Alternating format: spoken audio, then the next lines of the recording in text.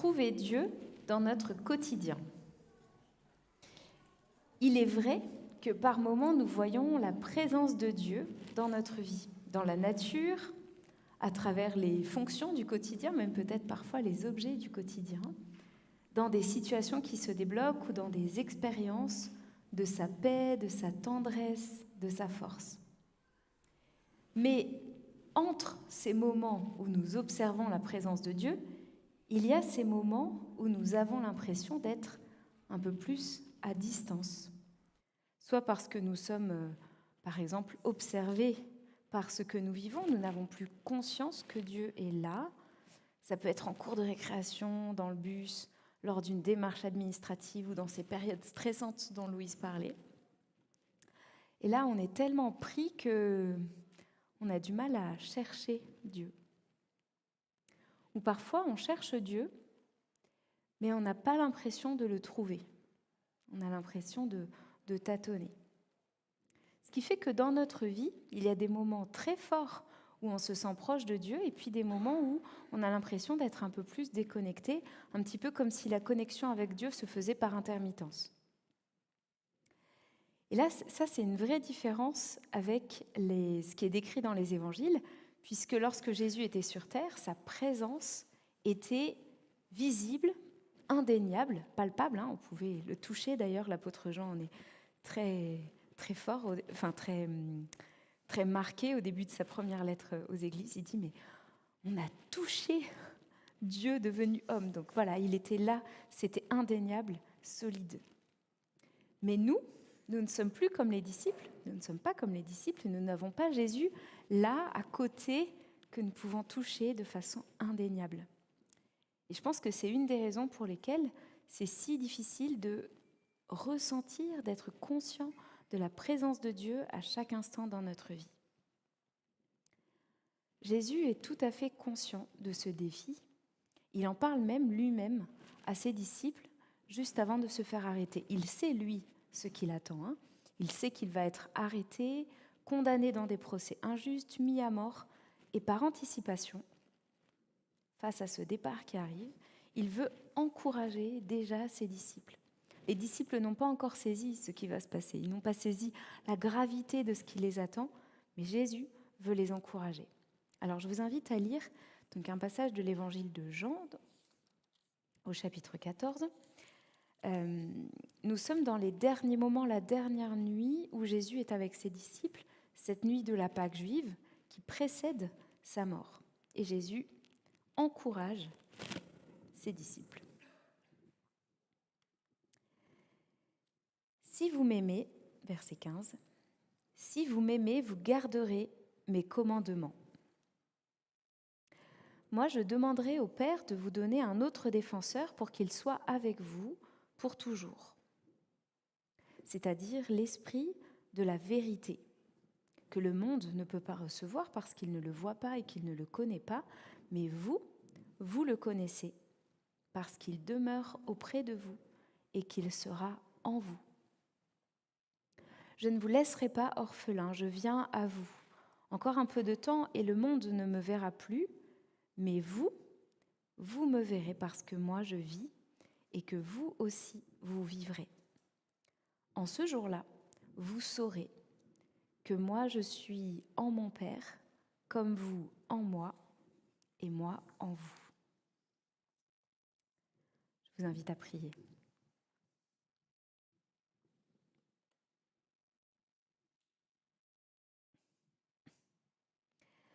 Seigneur, merci pour ta parole, pour ces paroles que tu as dites à tes disciples il y a très longtemps, mais des paroles qui nous rejoignent, nous aussi, aujourd'hui. Aide-nous à recevoir ce que toi tu veux nous dire ce matin. Amen.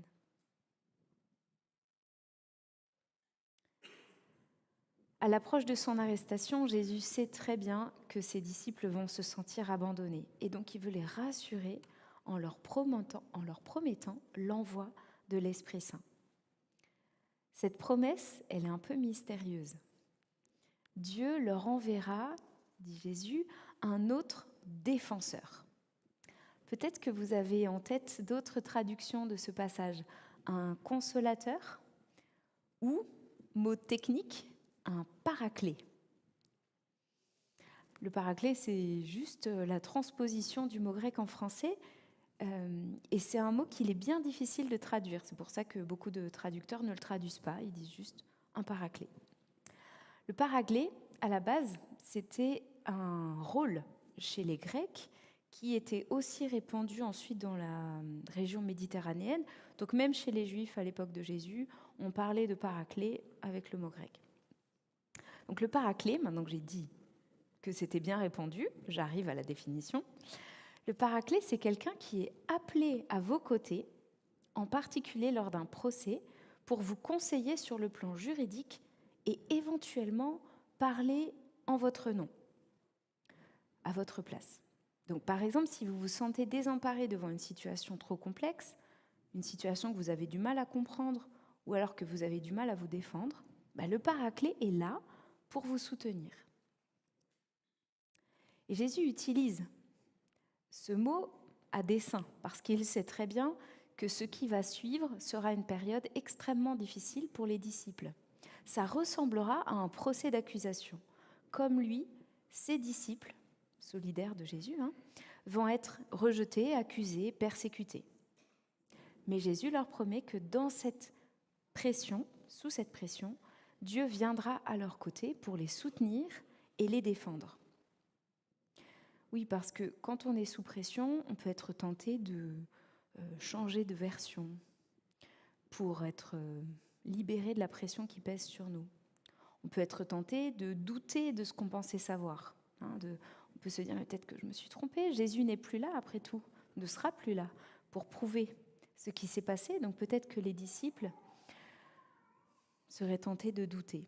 Mais Dieu, comme un témoin véridique qui réaffirme les faits, leur rappellera ce qui est vrai et les aidera à y voir clair. Il leur rappellera que non, ce n'était pas un rêve, ce qu'ils ont vécu avec Jésus. C'était vrai. Il est vraiment venu, il a vraiment fait des miracles. Il a vraiment offert l'amour, la sagesse de Dieu. Il a vraiment accompli les promesses de Dieu.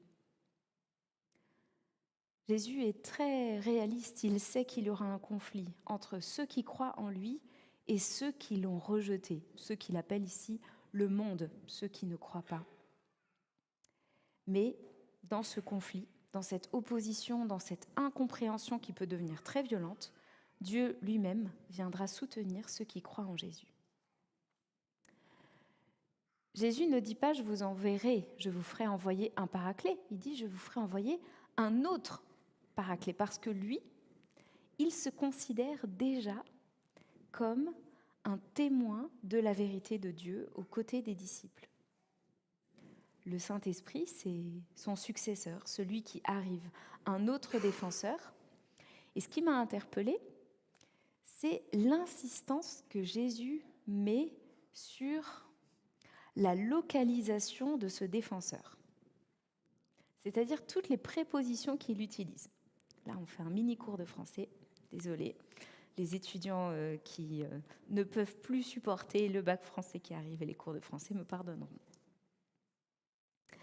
Jésus dit qu'il va envoyer son esprit pour qu'il soit avec les disciples, à côté des disciples et dans les disciples. Autrement dit, Dieu, par son esprit, sera du côté des disciples. Il ne sera pas simplement dans le même camp, mais il sera proche d'eux. Et il ne sera pas seulement proche d'eux, il sera en eux, au-dedans d'eux. Dans votre vie, qui est la personne la plus proche de vous, la personne humaine la plus proche de vous? Je ne vous demande pas spécialement de répondre, mais pensez-y. Même cette personne qui est la plus proche n'est pas avec vous 24 heures sur 24 et 7 jours sur 7. Il y a des moments où vous vous séparez. Même une maman avec son enfant, avec son bébé nourrisson, n'est pas avec son bébé 24 heures sur 24. De temps en temps, il faut qu'elle se lave quand même. La seule personne qui soit toujours avec vous, c'est vous. Il n'y a que vous qui êtes 24 heures sur 24, 7 jours sur 7 avec vous-même. Eh bien, Dieu va venir dans notre vie, pas comme un ami, pas comme un conjoint, pas comme un enfant, pas comme quelqu'un qui est proche de nous, qui est très proche de nous, mais comme nous-mêmes. C'est-à-dire que partout où on va, il vient avec nous, parce qu'il est à l'intérieur de nous. Il n'est pas juste à côté comme si on pouvait prendre de la distance, il est à l'intérieur de nous, et c'est impossible de le perdre, parce qu'il est en nous. Dieu vient lui-même soutenir ses disciples 24 heures sur 24 et 7 jours sur 7. C'est particulièrement important vu les conflits qui vont s'ouvrir autour des disciples de Jésus, ceux qui sont dans la pièce avec lui la nuit de Pâques, mais ensuite tous ceux qui croient en lui jusqu'à nous. Et dans le livre des Actes, on voit les premiers temps de l'Église et combien les disciples sont accusés, condamnés, emprisonnés et parfois mis à mort, comme bien d'autres chrétiens aujourd'hui persécutés ou sous pression pour s'éloigner du Christ. Donc Jésus rassure tous ceux qui entrent dans des périodes difficiles à cause de leur foi. Le Seigneur est à leur côté d'une manière impossible à perdre. Il est indéniablement à leur côté 24 heures sur 24. Mais si Dieu est avec nous 24 heures sur 24 et 7 jours sur 7, il n'est pas seulement avec nous quand c'est difficile. Il est aussi avec nous et en nous quand ça va bien, quand on est dans des moments ordinaires et banals. Une fois que le Saint-Esprit est en nous, il ne part plus. Il est là pour toujours, même si on n'est pas persécuté. Alors peut-être que vous avez du mal à vous représenter la présence de Dieu en vous, une présence spirituelle, pas matérielle, qui vous remplit, qui n'est pas complètement vous, mais qui est tout le temps avec vous. C'est normal. C'est tout à fait normal parce que Jésus nous parle de choses qui dépassent notre imaginaire. Alors j'ai une image, mais elle est imparfaite, comme l'image de l'extincteur, du train, du passeport, etc. C'est une image qui nous dit un peu quelque chose, mais elle n'est pas parfaite. Pensez à une éponge. Une fois que l'éponge a été trempée dans l'eau et bien imbibée d'eau, même une fois que vous l'essorez, il reste de l'eau. Et c'est impossible de faire la différence entre l'éponge et l'eau. L'eau est complètement dans l'éponge et partout où l'éponge va, l'eau suit. Donc la prochaine fois que vous ferez la vaisselle, rappelez-vous que Dieu vous remplit comme l'eau imbibe l'éponge. Ne buvez pas l'eau de la vaisselle, je préfère dire.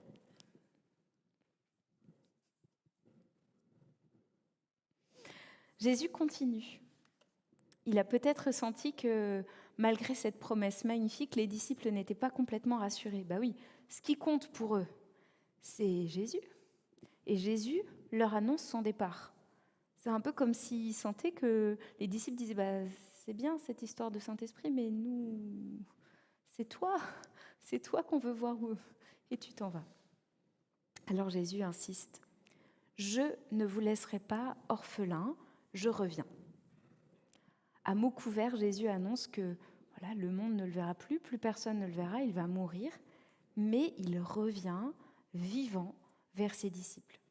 Et alors à ce moment-là, eux, ils reconnaîtront que Jésus est vivant, d'une vie éternelle, et eux pourront recevoir aussi à leur tour la vie que Jésus donne. Eux et tous ceux qui se tournent vers Jésus avec foi. Mais c'est là, je trouve, qu'on est un petit peu dans la confusion, parce que Jésus va faire envoyer un autre défenseur, le Saint-Esprit. Lui aussi va revenir, ressusciter, et puis il sera dans les disciples, et les disciples seront en lui, comme Jésus est dans le Père. Il me semble que là, on reglisse à nouveau vers le Saint-Esprit qui est à l'intérieur de nous, parce qu'il n'est quand même pas question que Jésus ressuscité vienne à l'intérieur de nous, pousse nos poumons, nos organes et s'installe, s'assoit solidement. Oui, j'ai des idées particulières. Si Jésus vient demeurer en nous, c'est par son esprit. Autrement dit, être rempli de Jésus, c'est être rempli de l'Esprit, et être rempli de l'Esprit, c'est être rempli de Jésus. Et par là, on est rempli de la présence de Dieu. C'est un peu comme l'oxygène qui est présent dans l'eau, H2O, qui vient imbiber l'éponge. Quand on est imbibé par l'Esprit, on est imbibé par Jésus lui-même. Jésus demeure en nous, nous attache solidement à lui pour que nous puissions participer à la vie de Dieu. C'est ça, son but ultime. C'est pour ça qu'il est venu sur terre, pour s'approcher de nous, pour écarter tout ce qui nous sépare de lui, nos fautes, nos révoltes, nos mensonges, nos indifférences, pour les porter à notre place et pour nous inviter à une vie différente dans son amour, dans sa présence pour toujours.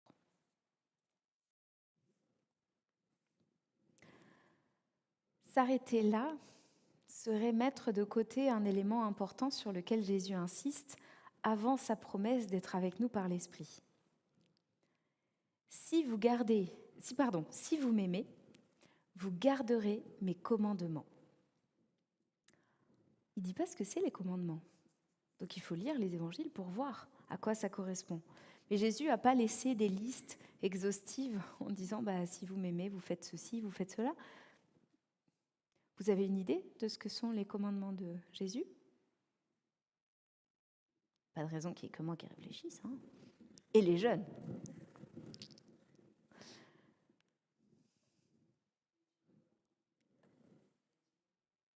Alors, j'ai pas entendu, je suis désolée. Quelqu'un peut... Je suis un peu sourde, alors... Excuse-moi, Joséphine. Oui, tout à fait. De ne pas tuer, tout à fait. Quels autres commandements du Christ vous connaissez ? Ne pas mentir, tout à fait.